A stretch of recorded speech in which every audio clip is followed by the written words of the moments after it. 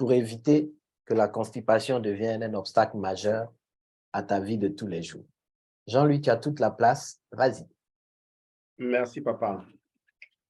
Bonsoir, chers partenaires, bonsoir, chers invités.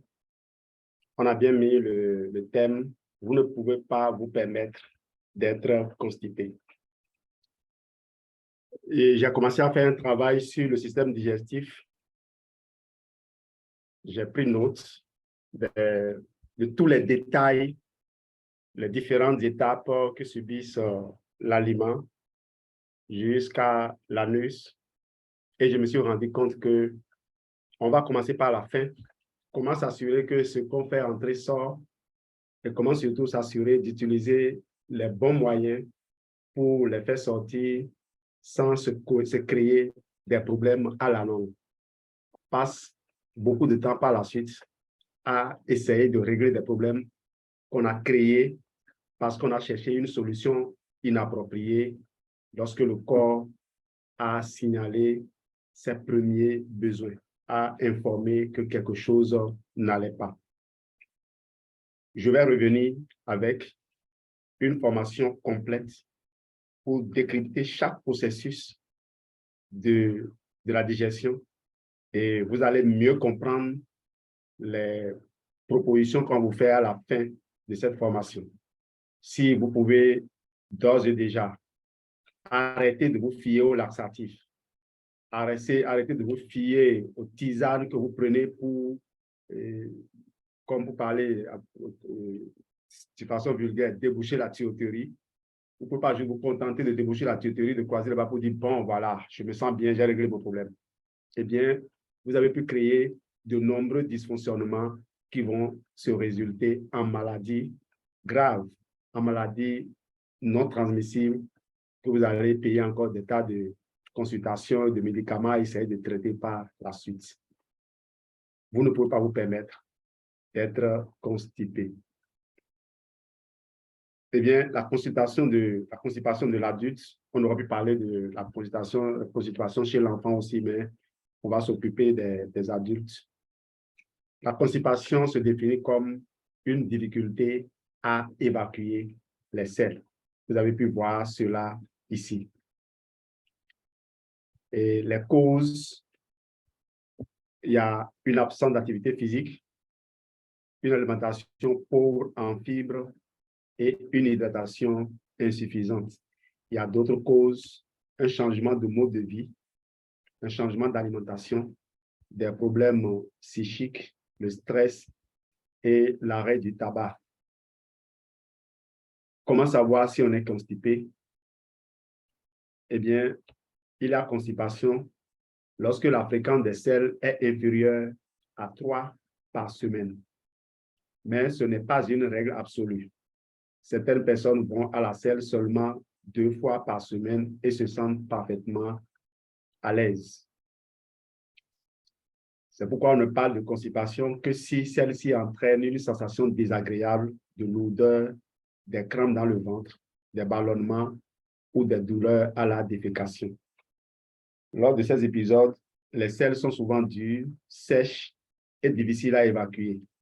La constipation provoque parfois l'émission périodique de glaire liquide peu abondante appelée fausse diarrhée. L'eau des selles et les sécrétions intestinales sont évacuées sous forme liquide au lieu d'être absorbées par le côlon. S'il y a présence d'hémorroïdes, les selles sèches peuvent les faire saigner.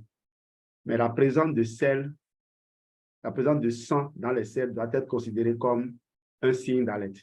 Oui, si vous trouvez des selles si vous trouvez du sang dans vos selles, courez vite faire une consultation. Assurez-vous que vous n'êtes pas en train de développer un cancer du côlon. Dans les pays occidentaux, pour la fréquence, le nombre de personnes souffrant de constipation chronique est estimé entre 3 et 5% de la population adulte. La constipation occasionnelle est encore plus fréquente. Les personnes de plus de 55 ans auraient 5 fois plus de risque de souffrir de constipation que les adultes plus jeunes. Complications. Quoique désagréable, la constipation est généralement anodine. Cependant, les difficultés pour aller à la selle peuvent entraîner des crises d'hémorroïdes. Chez les personnes d'un certain âge, une constipation chronique peut faire redouter une occlusion intestinale. C'est là où j'ai un souci.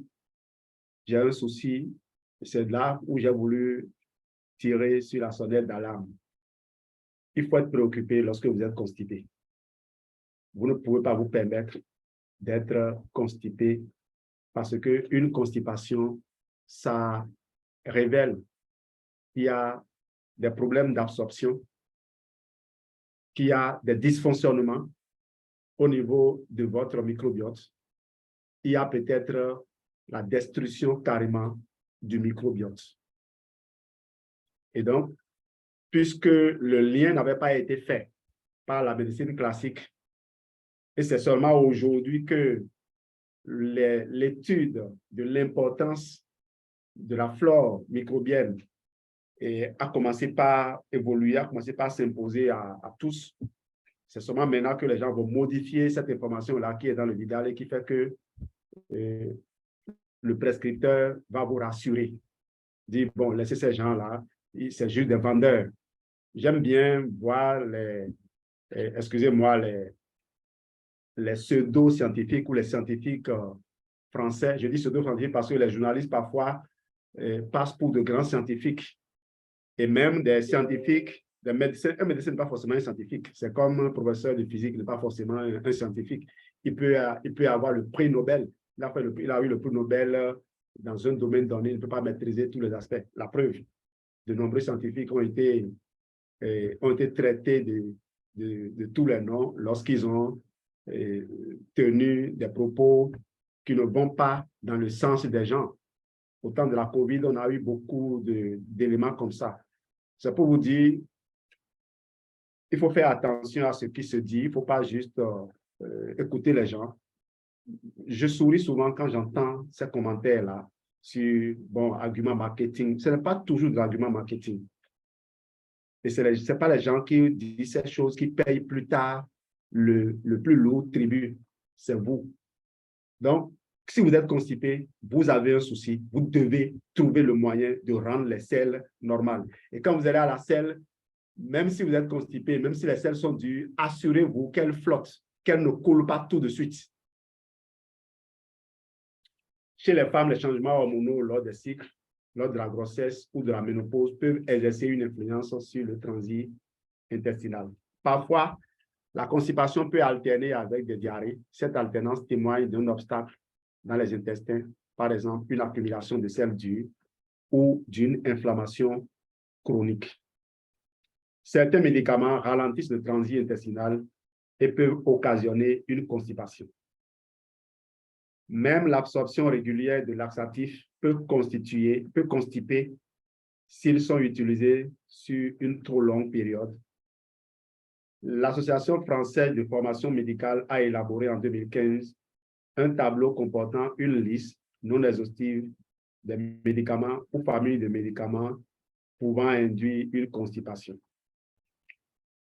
Encore une fois, ça, c'est dans le Vidal que vous allez trouver cette information, que j'ai tiré ça. Je n'ai pas inventé.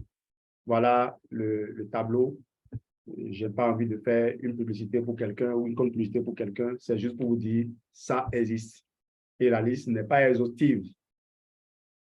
Je répète encore une fois que vous devez garder à l'esprit que celui qui vous dit, bon, ça va vous constiper, mais ce n'est pas grave. La constipation n'est pas quelque chose qui doit vous faire peur. Ne l'écoutez pas. Parce que le même demain, il ira à un séminaire de mise à jour des informations et il ne va pas se rappeler pour vous rappeler, vous dire ça. Je ne sais pas si je me suis bien exprimé. Il ne va pas se souvenir de vous rappeler et vous dire qu'il vous a induit en erreur.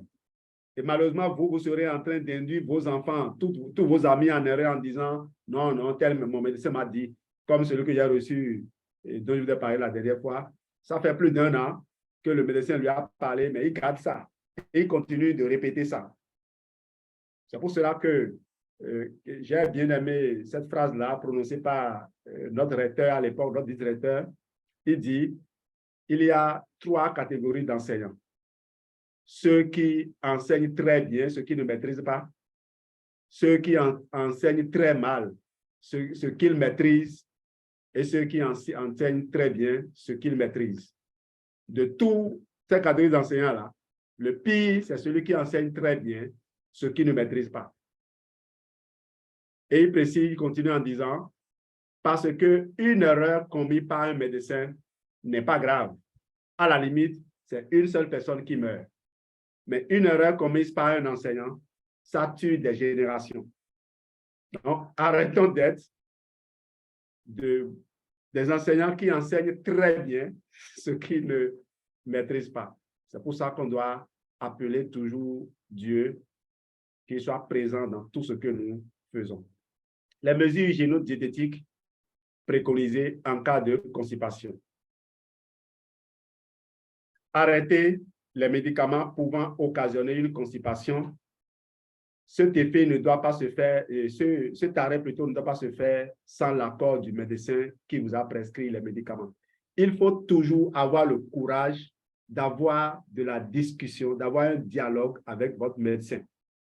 En lisant le livre « Mort sur ordonnance » de Ray Strand, j'ai relevé un tableau dans lequel il a proposé les questions qu'il faut poser à un médecin lorsqu'il vous prescrit un médicament.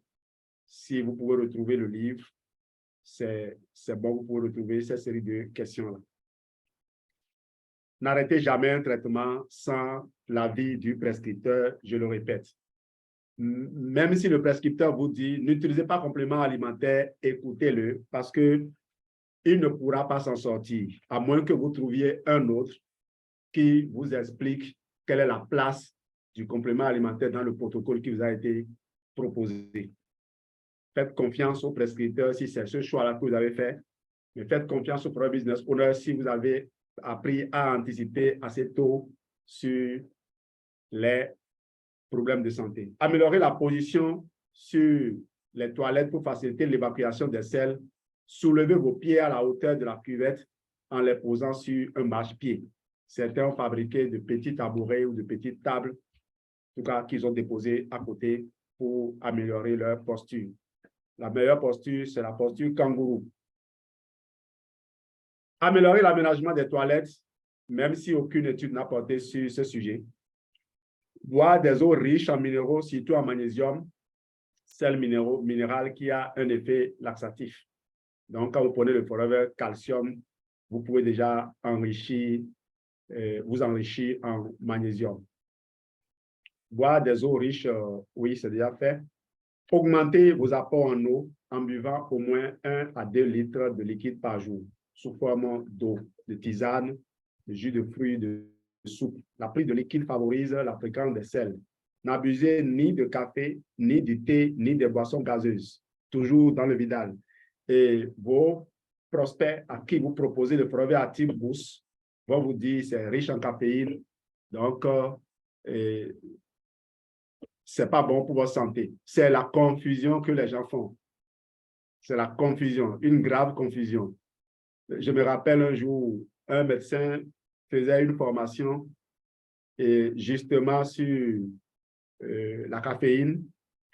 Et je lui ai dit que la caféine qui est dans le Forever Active Boost n'est pas le même que celui dont il parle.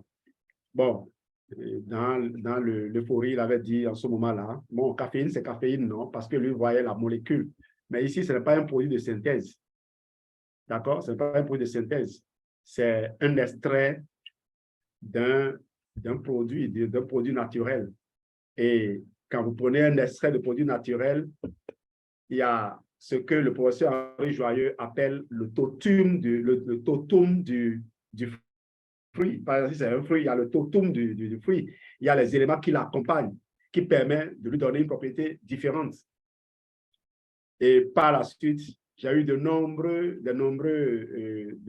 formations en ligne où des scientifiques ont précisé qu'il y a effectivement une différence. Donc, les gens qui pensent que en prenant le Forever Active Boost, vous êtes en train de prendre du café, ce n'est pas du café. Il y a aussi une technologie, l'ADI, cette technologie, qui a quand même aussi son rôle à jouer. Voilà, pour montrer que j'adore ce produit. à votre santé. Faire de l'exercice physique, je ne vous recommanderai jamais assez le programme Fit de Forever. Le programme F15, j'adore l'exercice physique. Vous pouvez même utiliser l'exercice du programme F15 pour faire le C9. Ce que j'aime dans ce programme, c'est que les exercices sont bien étudiés et font travailler toutes les parties du corps. Et surtout, les exercices physiques tiennent compte de l'alimentation que vous avez eue, des éléments nutritifs que vous avez consommés. Donc, il n'y a que du positif que vous découvrez. Et sachez une chose, les habitudes dans la vie dure. Et reprendre le contrôle sur son esprit, c'est créer une nouvelle habitude. Habitude que vous avez construite parfois depuis l'enfance. Au moment où votre maman, ne connaissant pas grand-chose de la nutrition, a copié des recettes proposées par tout le monde et vous a gavé. Le sucre a un effet addictif très puissant, vous le savez. Et donc, vous avez commencé à manger du sucre depuis quand? Et aujourd'hui, vous décidez de vous en défaire, ce n'est pas évident. Surtout pour les enfants qui vont se cacher et vont se gaver correctement. Et c'est sûr lorsqu'ils voient les parents. Donc, cette habitude-là est là. Il faut la reconstruire. Et c'est le programme qui permet de faire ça. Augmenter les apports alimentaires. Cette mesure n'est recommandée que chez les personnes jeunes qui suivent un régime amaigrissant ou qui souffrent d'anorexie mentale ou les personnes âgées en perte d'appétit. Alors, on tombe rapidement sur les solutions Forever Living pour prévenir la constipation ou compléter un traitement médical.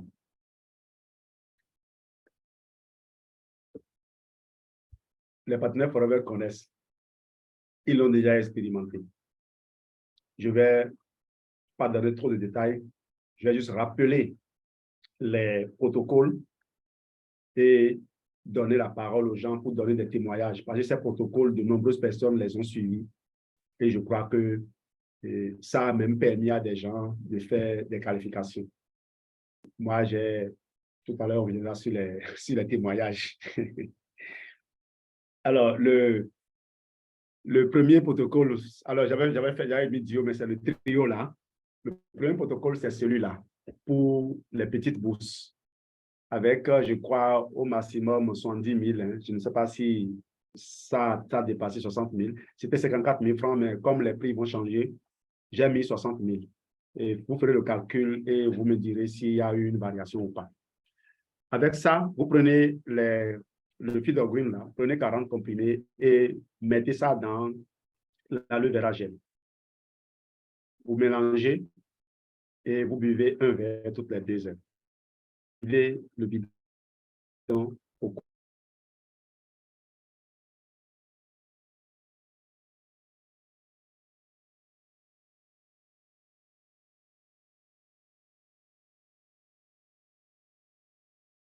souvent à la selle d'aller aux toilettes parce que vous prenez beaucoup de fibres, vous allez boire beaucoup d'eau et vous allez vraiment éliminer. Vous allez éliminer correctement et de façon à préserver tout ce qui doit être préservé. Les sels durs vont être ramollis et ressortis. Vous connaissez les propriétés de l'aloès, comment l'aloès agit même sur les cellules mortes, sur les croûtes. L'aloès a un puissant effet d'hydratation et le Feed of Green, avec toute sa richesse en monomère, je vais parler ainsi, vous nourrit directement vos cellules. Donc, vous voyez, celui qui a été constipé, et nous le sommes tous à un certain degré, parfois vous allez à la selle et il en reste encore dedans sans que vous sachiez. Ce n'est pas parce que vous allez à la selle tous les jours que vous fonctionnez bien. On savait que notre alimentation était aussi dépourvue de monomères. Quand je dis monomères, c'est ce que les cellules mangent. Je disais la dernière fois, lorsque nous nous asseyons pour manger, il y a d'un côté la nourriture qui est là comme une maison à étage et de l'autre côté nos cellules qui espèrent que cette maison à étage là sera totalement écrasée, que les gravats seront écrasés et qu'ils vont ils auront de la poussière pratiquement invisible. C'est ça les monomères, c'est ce que les cellules vont manger. Et c'est le rôle de tous les organes qui interviennent dans la digestion.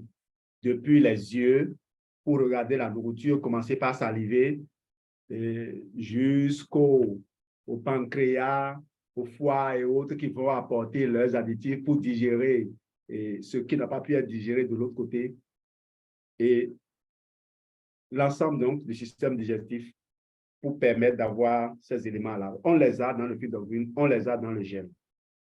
Une fois la première journée finie, moi, quand je l'ai fait, j'ai mangé normalement. Hein. J'ai voulu le faire ainsi pour m'assurer que les personnes qui ne veulent pas faire un régime puissent que je puisse leur dire, ça marche aussi. Donc, j'ai mangé normalement en le faisant. Mais j'ai éliminé, je n'ai pas fait la diarrhée. Et le lendemain, en comprimé restant, vous continuez en prenant 3 comprimés de Feed Green le matin et 2 gélules de Probi. Prenez les 2 gélules de Probi dès votre réveil, à jeun.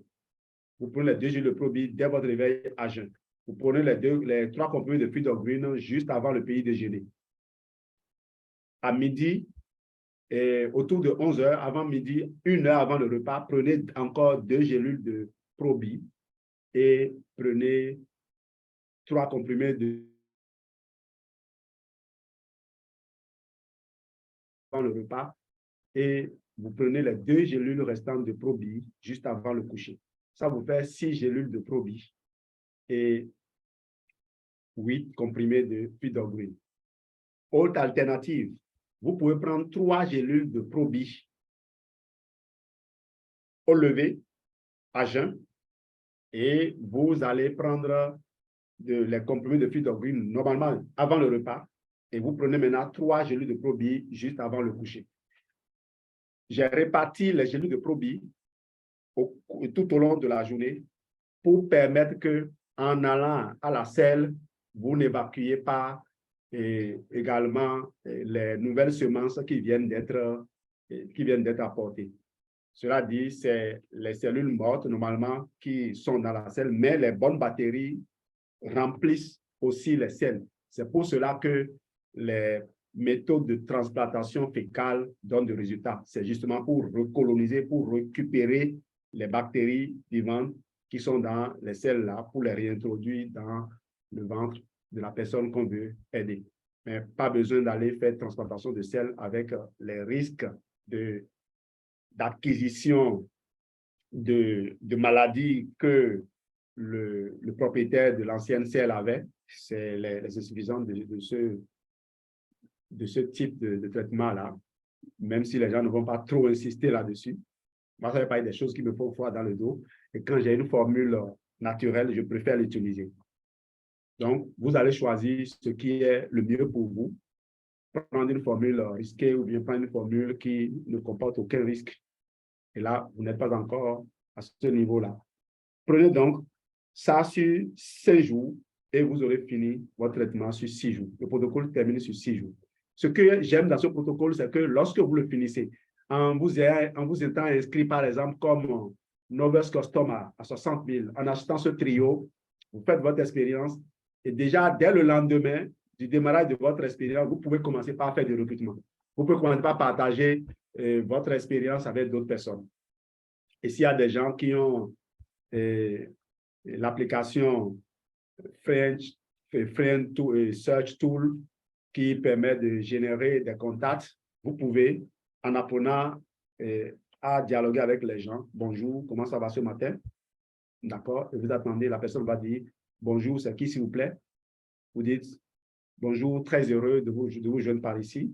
Toutes mes excuses, je n'ai pas pu vous prévenir avant d'atterrir si brutalement dans votre boîte de réception. Mais simplement, j'ai fait une expérience qui a marché pour moi. Et j'ai partagé avec des amis. Les mêmes amis, les amis ont donné aussi des retours positifs. Ils sont très enthousiastes. Et je me suis dit que vous devez écouter cette histoire-là. Il y a 2 possibilités. La personne va dire non, ça ne m'intéresse pas. Et vous lui dites, super, pas de souci, on reste en contact. Assurez-vous d'enregistrer mon numéro. donnez-moi le vote pour que je puisse introduire dans mon groupe Rosa VIP, dans lequel je partage des astuces santé. Il se peut que vous ne soyez pas intéressé aujourd'hui, mais quelqu'un que vous allez rencontrer pourrait être intéressé. Et si vous voulez que je vous rende service, n'hésitez pas. Moi, je suis dans tel domaine. Voilà. Super. Ah, je veux voir. Qu'est-ce que c'est? Vous envoyez. Sur 100 personnes que vous pouvez contacter chaque jour, vous aurez à coup sûr une vingtaine de personnes. Envoyez-moi. Je vais bien écouter. Et ils vont écouter des gens tenus. Préparez donc ce témoignage-là de quelques minutes, mais assurez-vous de faire l'expérience. Priez, demandez à Dieu combien de phrases vous allez faire, en combien d'étapes, qu'est-ce que vous allez dire aux gens. Interrogez votre intuition, notez les réponses et puis allez-y. Notre business aujourd'hui est juste une question de discipline personnelle, d'échange régulier avec soi-même. Vous pouvez aussi commencer par partager cette expérience avec toutes les personnes que vous connaissiez. Il y a peut-être des clients que vous aviez grillés. Contactez-les. Dites, ah, s'il te plaît, je m'y suis mal pris la dernière fois que j'ai échangé avec toi. Je te présente vraiment mes excuses, mais là, j'ai une information que je ne peux pas garder pour moi. Sinon, je ne saurais pas ce que répondre à Dieu lorsqu'il va me poser la question, mais est-ce que tu as dit ça à tel? Permets-moi donc de partager ce témoignage avec toi, cette expérience-là qui a vraiment m'a libéré de plusieurs années de souffrance et qui a permis de libérer aussi de nombreuses personnes. Je voudrais vraiment que tu suives ça. Après, tu en feras ce que tu veux. Et vous avez touché un contact. Les nombreux contacts que vous voyez, et puis tout de suite, quand vous les voyez, vous vous rappelez la façon dont ils vous ont renvoyé la dernière fois. Ces contacts seront désormais utiles parce que vous avez fait cette expérience-là. Ce seul protocole suffit. Et je vous parle d'expériences faites avec des médecins de tous les niveaux. Je ne sais pas s'il y a un médecin aujourd'hui, quelqu'un d'un niveau donné qu'on n'a pas encore impacté avec ce trio-là. Il n'y a que ceux qui sont, excusez-moi, maudits, ceux qui doivent forcément souffrir, payer pour des péchés donnés qui rejettent ceci. Parce que ça aussi, ça existe et ce n'est pas votre faute. Vous aurez fait ce qu'il faut pour ces gens-là. Pour ceux qui est venu me voir il n'y a pas longtemps, et pendant que je l'écoutais, je priais pour savoir qu'est-ce qu'il faut lui proposer. Il était venu pour acheter, mais l'esprit m'a inspiré. Moi, je me suis dit, je lui remets les produits, il va faire et j'attends son retour. Je lui ai fait un protocole sur 10 jours à base de ces produits-là. Ce monsieur, il avait des brûlures au niveau de son œsophage ou de son déodorant. Vous savez que l'œsophage va déboucher sur l'estomac et l'estomac, la sortie de l'estomac va déboucher sur le déodorant. Donc, il y a souvent des échappées d'acide du contenu de l'estomac qui peuvent remonter et brûler le haut ou bien qui peuvent descendre et brûler le bas. Comme il peut y avoir aussi des plaies au niveau de l'estomac. Vous savez que l'Helicobacter pylori résiste à l'acide chlorhydrique qui est dans l'estomac et donc entretient les lésions au niveau donc, de l'estomac, ce qu'on appelle les ulcères. Donc, il avait ce problème-là. Quand il mangeait certains aliments et lorsqu'il se couchait, ça ne faisait que brûler. Et lui, il avait aussi des problèmes au niveau de la colonne vertébrale. Et donc, les positions que l'on propose aux gens qui ont des problèmes de remontée gastrique pour qu'ils puissent se reposer la nuit, quand il adopte une telle position, il avait mal. Donc, lui, c'était vraiment un souci pour lui. Il m'a dit avoir traîné ce problème pendant plus de 3 ans. Et quand il a fini, je suis rentré dans mon bureau, dans l'antichambre de mon bureau, et je lui ai sorti les produits. J'ai dit, mon père, c'est un prêtre, vous prenez ceci. Vous utilisez de cette façon sur 10 jours. Et puis, j'ai laissé Geneviève vous suivre, parce que Geneviève, elle est experte dans le suivi. Et je vous avoue que Geneviève n'a même pas pu le suivre comme Et elle en avait l'habitude parce que le monsieur avait noté avec précision. Il a pris les trucs tels qu'on le lui a dit. Et au bout de 10 jours, j'étais en pleine formation avec les filles quand il est venu. Et il a proposé de repartir et de revenir. Et quand il est revenu, il m'a dit, j'ai même testé le programme. C'est-à-dire que ça a tellement marché pour moi que j'ai voulu vérifier si, en mangeant les choses auxquelles j'avais renoncé, là, est-ce que je vais ressentir quelque chose? Parce que je voulais vraiment venir te dire que ça a marché. Et il est venu, et à ma grande surprise, il dit, maintenant, moi, je vais acheter les produits pour continuer le traitement. Et je lui ai fait un programme plus léger. Je lui ai fait un programme plus léger parce que la douleur était déjà capturée. On a remis en place un certain nombre de choses. Comme il ne sent plus la douleur maintenant, on va faire de l'entretien. Donc, le protocole, c'est sur une durée donnée et on n'est pas obligé de charger tout le temps en fonction de ce que les gens vivent. On peut charger au début et puis relâcher progressivement après. Cela dit, si vous avez les moyens, charger, c'est toujours mieux pour vous. J'ai fait, pour finir, un parallèle entre les compléments alimentaires et les médicaments. Pour moi, un complément alimentaire, c'est comme les ingrédients, les condiments que vous achetez et que vous déposez dans votre cuisine ou bien dans vos armoires pour que, au moment où vous voulez élaborer les repas, vous élaboriez les types de plats que vous voulez. Ayant stocké des condiments, vous pouvez sortir, en ramener encore parce que vous ne savez pas quand vous en aurez davantage besoin. Quand vous voulez sortir de chez vous le matin, vous ne pouvez pas prévoir quand est-ce que votre corps va avoir besoin d'un surplus de vitamine C. Quand est-ce que vous allez subir un grand stress.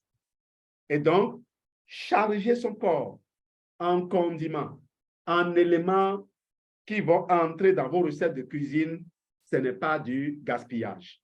Le médicament, c'est un plat préparé, un fast-food que vous ramenez. Vous ne pouvez pas stocker du fast-food longtemps dans la maison. Vous allez être dégoûté. Vous allez, et ça va se gâter. Il vaut mieux donc acheter plus de condiments et stocker plus d'ingrédients pour que les recettes puissent être bien élaborées le mois venu. Voilà les ingrédients que je vous propose pour assurer un excellent.